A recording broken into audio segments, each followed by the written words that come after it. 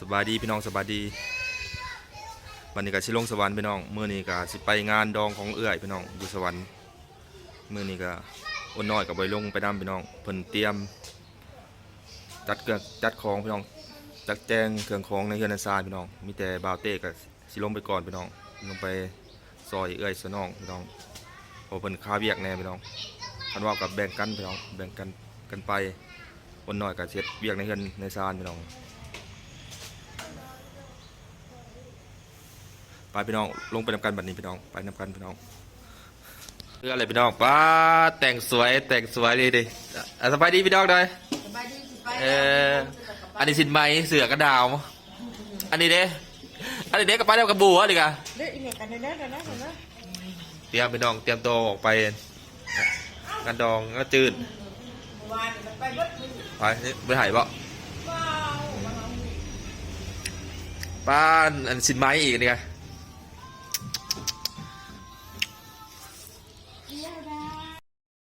บัดนี้ก็มาหอดงานเลยพี่น้อง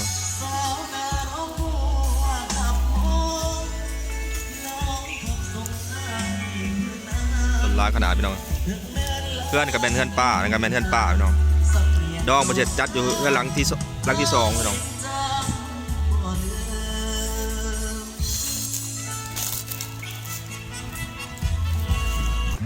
ท่านนี้กับมาเลยพี่น้องมาแล้วต้นร้ายขนาดพี่น้องเลยบรรยากาศพี่น้อง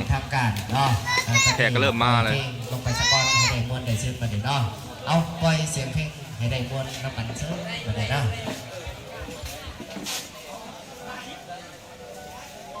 เพื่อนก็เป็นพนักงานพี่น้องผัวกับพนักงานเมียกับพนักงานพี่น้องมาหอดเพื่อนกับผูกแขนเรียบร้อยพี่น้องผูกเลยปะผูกแล้วพี่น้องมาบ่ทันพี่น้องพักผ่อนอยู่ตับหลังเนาะมาบ่ทันพี่น้องงามเนาะถ่ายไหมขอแม่สิถ่ายนี่มันจะตายหูบว่างามพี่น้องย่างอะไร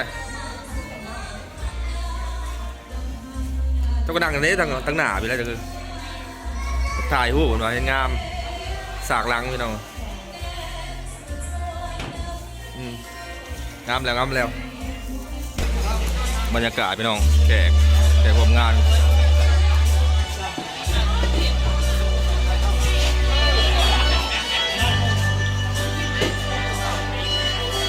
กับมีตำมะฮุ่งพี่น้องตำมะฮุ่งตำกับปุ่นคนเสร็จประเภทบุฟเฟ่นี่ครับเจ้าสาวสวยเดี๋ยวมันบุฟเฟ่พี่น้องครับ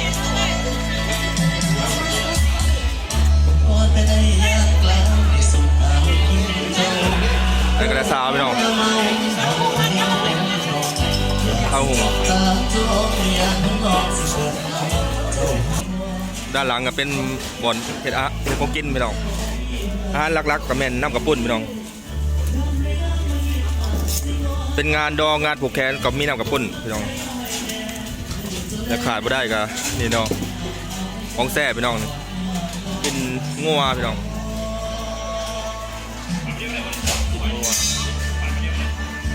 กิน2 โตพี่น้องตัวนี้เป็นตัวใหญ่เลยข้างหลังก็เริ่มเกาะงามขนาดพี่น้องเมื่อซี่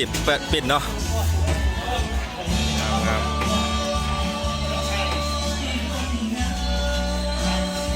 แขกก็เริ่มมาเลยพี่น้อง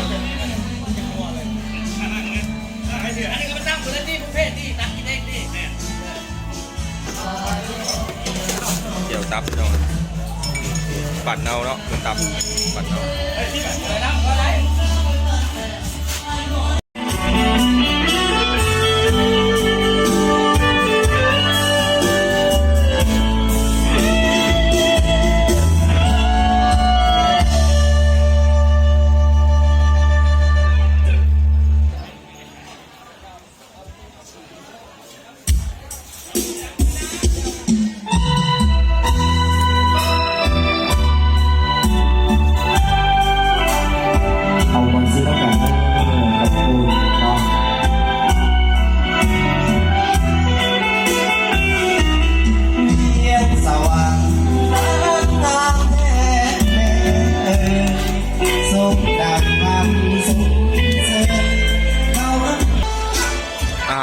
เพ่พี่น้อง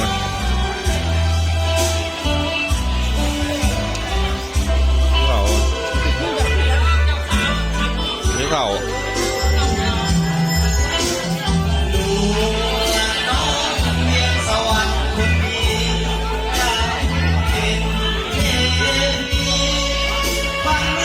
เจ้าบ่าวพี่น้องอยู่มุกแล้วก็ครับแขกครับคนพี่น้อง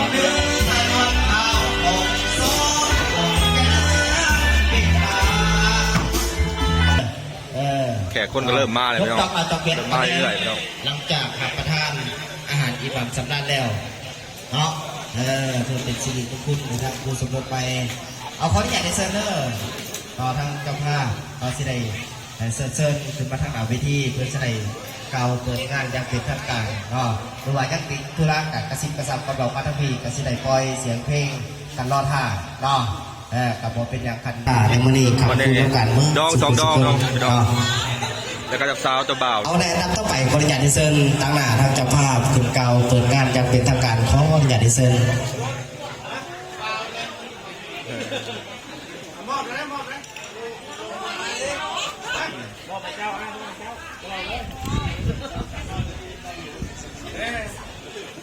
มาเดินกับตั้งนาภาพสงครามทงไทยเนาะ สองดองพี่น้อง นี่ก็เป็นงานสิริมงคลเนาะของลูกหลาน เจ้าสาวแล้วก็เจ้าบ่าว แต่เมื่อเช้านี้ในเวลา9 โมงครับได้มีการเนาะว่ายัดพวกเขาสามัคคีเนาะอันนี้ที่ว่าในเล็กๆน้อยๆเพื่อต้อนรับประธานทั้งแขกทั้งยิ่งทั้งชายเนาะ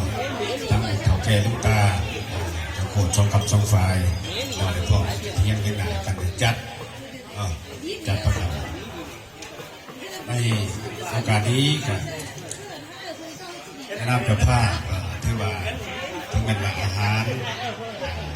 เครื่องดื่มไปสั่งกันแต่พอเพียงพอเนาะให้กับประธานกันขอโทษขออภัยมาณที่นี้เนาะถือว่าในงานนี้กันอยากให้ประธานที่มาร่วมในงานในโอกาสนี้แนะนำเจ้าภาพสองฝ่ายขอ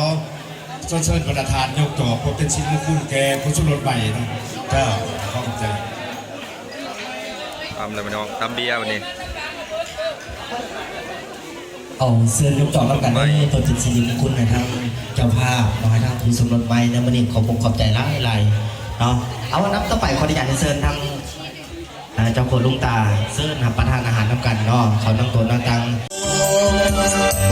เป็นคู่กันแล้วเป็นตัวที่เมียแก้วแม่แล้วความสุขสันต์ว่ามอบสิ่งที่ใจไว้อยู่เกี่ยวกันตามก็สัญญายึดมั่นไปฟังเรื่องวันวิวาเมียอยากมีตามคิดต้องเติมซ้ำให้ผู้สมหักสมดังกุหลาบ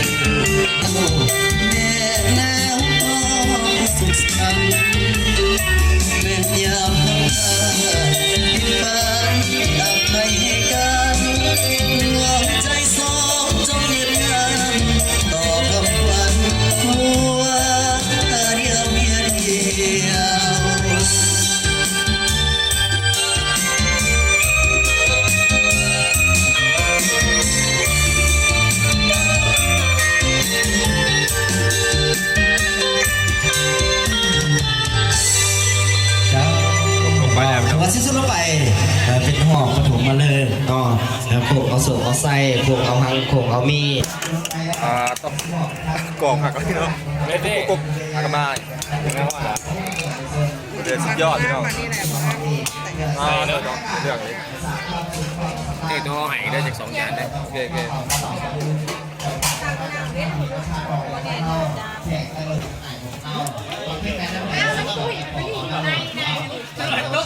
หมื่นไหนมันหมื่นไหนมันอ่อน ตัวที่2พี่น้องตัวนี้ยังไม่ยากตัวแรกก็เริ่มซุกรายการซอยไปพี่น้องซอยครับแขกประทานพี่น้อง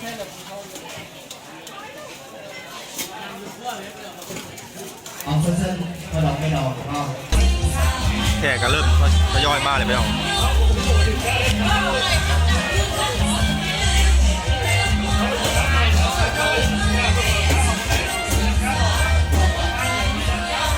อันนี้ก็เป็นแก้วตับพี่น้องแก้วเพียเนาะแก้วตับอันนี้เนาะ